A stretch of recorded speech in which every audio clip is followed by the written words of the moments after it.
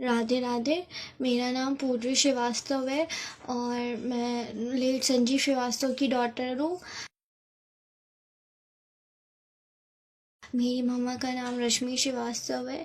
मेरी एक बहन है, उसका नाम खुशी श्रीवास्तव है और एक भाई है जो कि अभी बहुत छोटा है, वो उसका नाम सक्षम श्रीवास्तव है। अराउंड 14-15 ईयर ओल्ड है वो।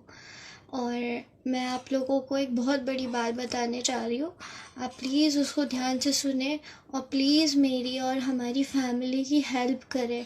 हमें आपकी हेल्प की बहुत ज़रूरत है। एक्चुअली कहानी यहाँ से है कि 2017 में मेरे पापा, हम लोग सब शादी में जा रहे थे। हमारे मामा के बेटे की शादी थी, तो दादी ने उन्हें रोक लिया। 28 अप्रैल की थी, तो दादी ने रोक लिया कि तुम मत जाओ। पापा को रोक लिया और बोला कि बहू के साथ तो इतने सारे लोग जा रहे हैं, तुम हमारे साथ चलना, हमारे मायके में शादी है। तो पापा रुक गए और पापा का रिजर्वेशन ऐसे ही चला गया, हम लोग चले गए। और फिर उसके बाद हम लोगों ने पापा को कानपुर से फ़ोन किया, तो उनका फ़ोन रमणीक फूफा जी उठा के कहते हैं हूँ करके बात करते हैं। रमणीक श्रीवास्तव हमारे सबसे छोटे फूफा जी हैं। रचना श्रीवास्तव के हस्बैंड, रचना श्रीवास्तव हमारी बुआ है।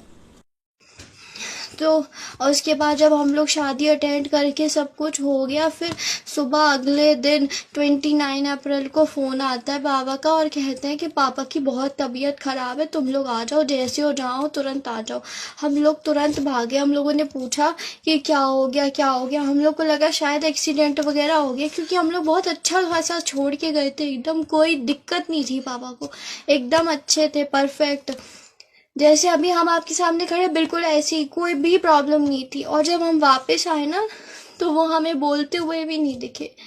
और जब हम पापा से पहली बार मिलने गए, तो पापा की आंखों से आंसू बह रहे थे। हम लोगों का हाथ पकड़ लिया, लेकिन एक शब्द भी नहीं बोल पाए हम लोगों से। और जिस दिन हम लोग को छोड़ के गए, उस दिन तो हम थे भी नहीं उनके पास में, ना मम्मी ना भैया। हम सब लोग यहाँ उरई वाले घर में थे और पापा बोधपुरा वाले घर में थे।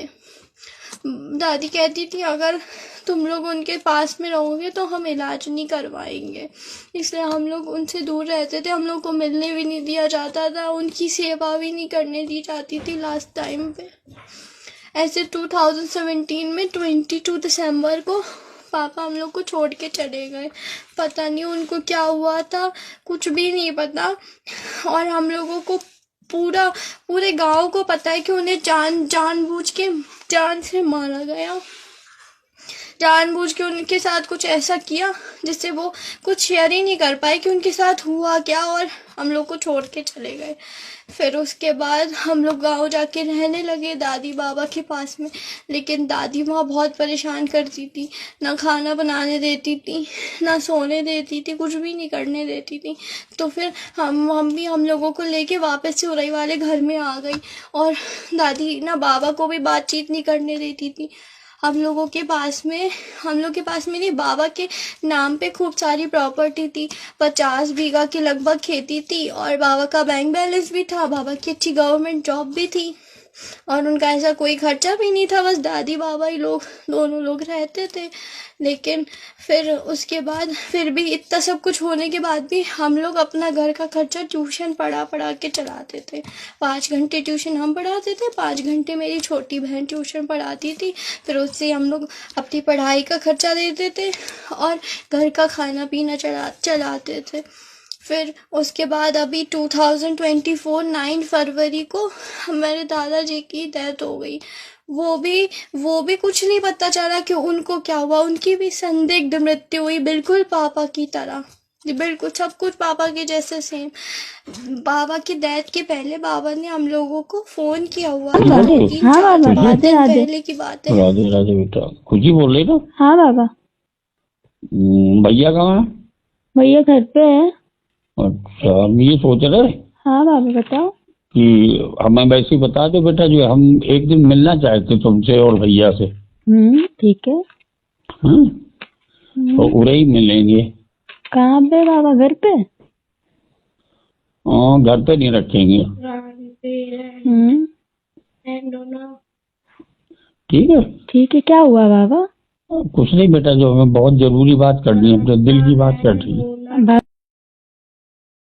आप बताओ। रो रहे थे फोन करके।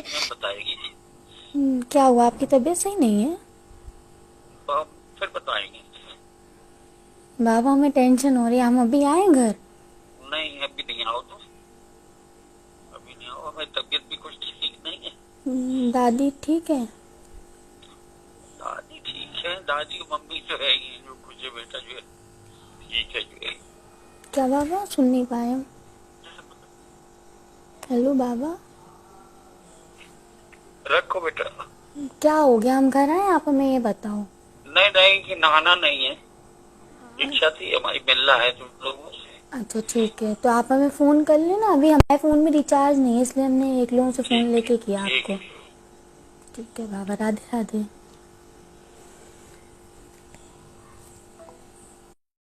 कह रहे थे बेटा कुछ दिल की बात करनी, तो हम लोगों ने कहा बाबा घर आ जाए, तो बोले नहीं नहीं घर नहीं आना।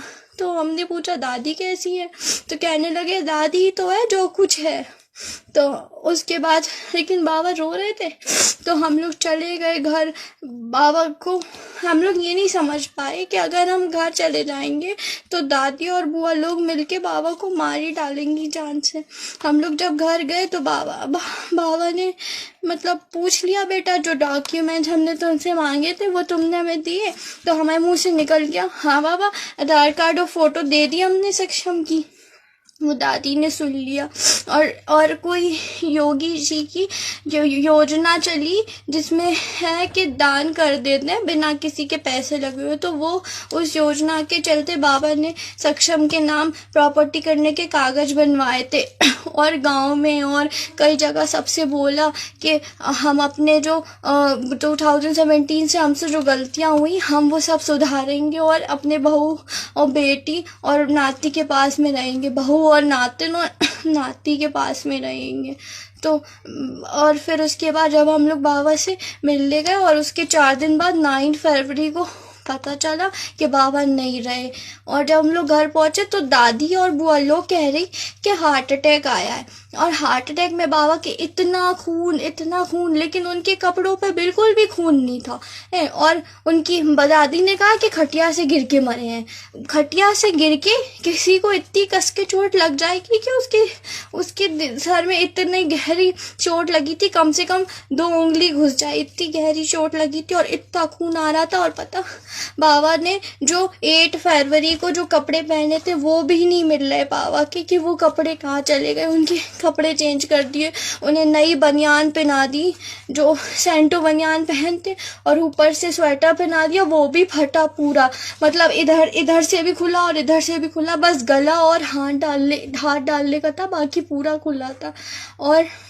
और जब हम लोग पहुंचे और पूरा सारा इंतजाम लगा लिया था, आराम से बैठी थी बस दीपा श्रीवास्तव यानी रचना श्रीवास्तव, कल्पना श्रीवास्तव, रमणीक श्रीवास्तव, ये सब लोग बैठे हुए थे और दादी बैठी हुई थी। और जैसे हम लोग गए सो थोड़ा सा रोना स्टार्ट किया, फिर बैठ गई।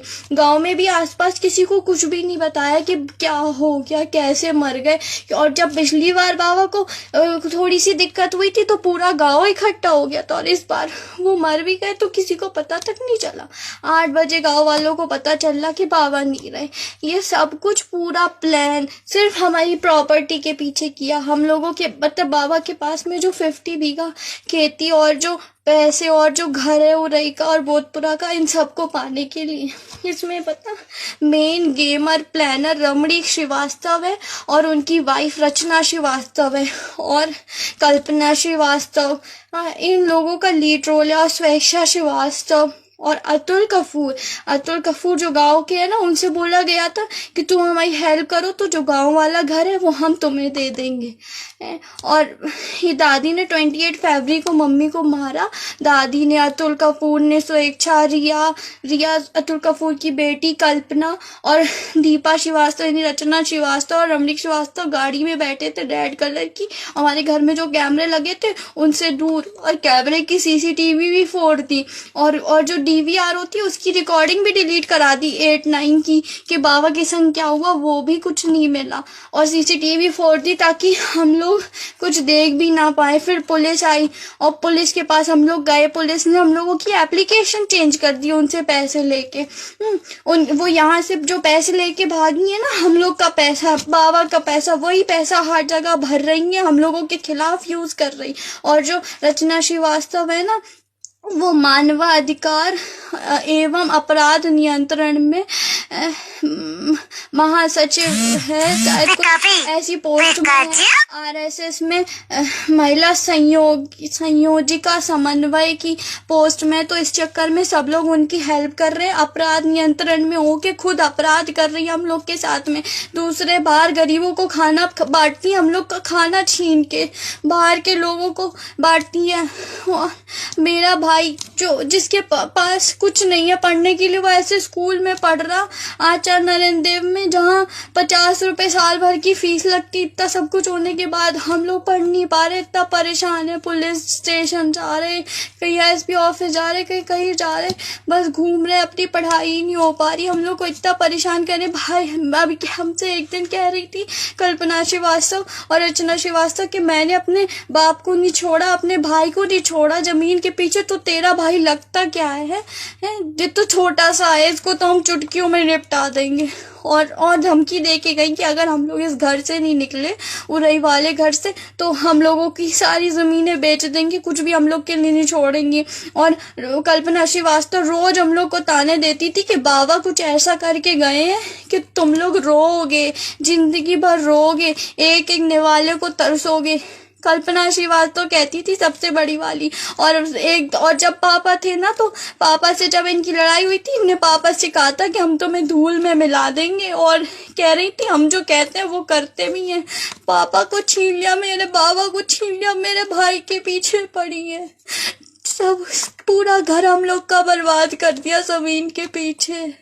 2 कौड़ी की जमीन के पीछे हम लोग की पूरी फैमिली बर्बाद कर दी। हम लोग इतने बड़े बड़े हो गए, कोई भी नहीं है घर में हम लोगों के बड़ा। मम्मी है, वो भी बीमार रहती है।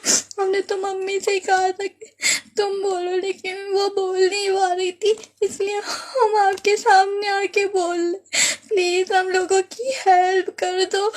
और बुआ की जो लोग हेल्प कर रहे हैं उनसे रिक्वेस्ट है कि हम लोगों की जेन्युइन कंडीशन को जाने और समझे, गलत का साथ ना दे। बद्दुआ लगती है बुरे जो गलत काम करते हैं। आज बड़ी पोस्ट में है तो ये ना सोचे कि भगवान नहीं देख रहा, वो सब देख रहे हैं। उनके यहाँ थोड़ी सी देर है, अंधेर नहीं है। वो हम लोग की हेल्प जरूर करेंगे एक दिन। प्लीज आप लोग भी हम लोग का सपोर्ट कर दे। हम लोग के पास खाने तक के पैसे नहीं है। गांव में हम लोग के कोई दूध देता है, कोई तेल देता है, कोई सब्जी देता है, ऐसे हम लोग का घर चल रहा है। प्लीज हम लोगों की हेल्प कर दे, बहुत रिक्वेस्ट है आपसे। ये एकदम जेन्युइन बात है। अगर आपको 1% भी झूठ लग रही तो बहुत बुरा जिला जालो ना के एक एक गांव वालों से पूछ लें, हमारे उरई वाले घर में आके आस पड़ोस मोहल्ले वालों से पूछ लें। हमारे पापा श्री संजीव श्रीवास्तव एक बहुत बड़े पत्रकार थे। रचना श्रीवास्तव जानती थी उनके जीते जीते वो एक टुकड़ा भी नहीं ले पाएंगी, इसलिए उन्होंने सबसे पहले उनको रास्ते से हटाया, फिर बाबा को, क्योंकि बाबा का झुकाव हम लोग की तरफ हो गया था। वो सबको सक्षम के नाम करने वाले थे तो उन्हें रास्ते से हटा दिया, और अब दादी को लेके फरार है। हम लोगों की जमीन के पीछे हाथ पैर धो के पड़ गई हैं, और जबकि वो अपने घर में पूर्णतः संपन्न है, सुख से है, कोई दिक्कत नहीं है, फिर भी उन्हें हमारा हिस्सा चाहिए। पता नहीं क्यों नहीं जीने दे रही हम लोगों को। और हमसे कहती है कि तुम लोग मेरा कुछ नहीं बिगाड़ पाओगी, प्रशासन मेरा है। Thank you. राधे राधे।